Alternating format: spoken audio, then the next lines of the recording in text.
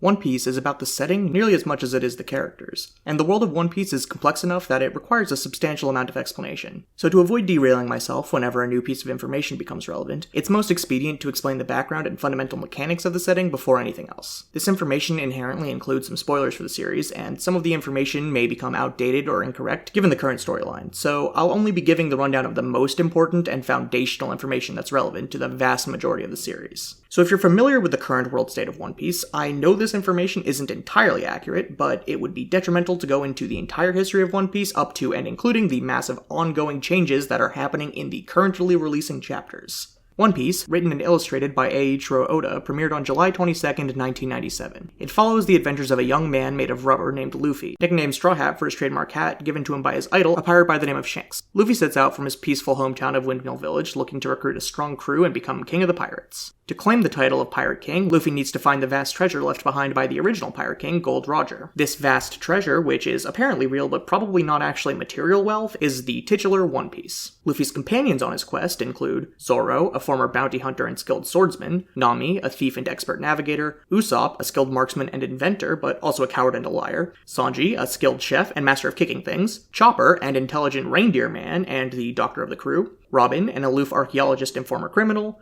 Frankie, a cyborg and expert shipwright, Brook, a living skeleton and famous musician, and Jinbei, a fishman and expert helmsman skilled in a fighting technique known as fishman karate. Some of that probably requires further explanation, so let me back up a bit. In the world of One Piece, there exists a rare kind of fruit called devil fruit, each of which grants the eater a unique power. The trade-off to eating a devil fruit is that seawater will cause the eater to become weak and sink rapidly. Devil fruits are how you end up with people like Luffy, who ate the gum fruit, turning him into rubber, flesh, bones, and all. Chopper, who ate a devil fruit that lets him transform from a reindeer with reindeer intelligence into a human with the mental capacity to become a highly skilled doctor, and Brook, who ate a devil fruit that lets his soul return from the afterlife with the caveat that his body itself is still dead. However, it's important to note that not every abnormality with the people of One Piece is the result of devil fruits. Humans can naturally live up to 150 years old without their physical capabilities declining to the point of debilitation. They can also grow to absurd heights, leading Oda to play fast and loose with exactly how big anything in a given panel actually is. There are also naturally occurring races that aren't exactly human but are human adjacent? Demi-human? They're pretty much the same thing as humans but with additional physical traits that typically make them exceptionally strong. They range from almost exactly humans with one defining physical trait, the long legs, long arms, snake necks, giants, and sky people, to humanoids that are significantly different aesthetically and have appropriately different biology. These include fishmen and merfolk, minks, dwarves, and lunarians. Because of the ubiquity of non-humans, social standing is, with the exception of fishmen, typically decided by class. In One Piece, the world is ruled by three powerful groups. The first is the world government, a totalitarian society ruled by an elite few who treat others as trash and regularly commit atrocities, including shooting random people in the street,